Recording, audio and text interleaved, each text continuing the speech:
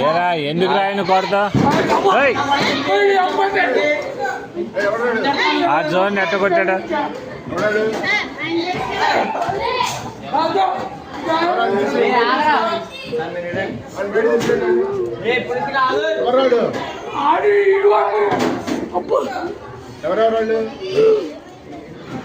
ఏరా దేనికి రా విధానం ఏంటి అసలు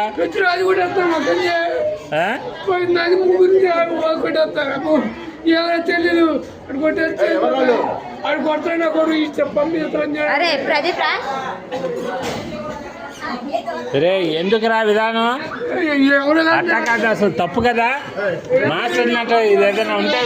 టీచర్తో చెప్పాలి కానీ కొట్టుకోవడం ఎందుకురా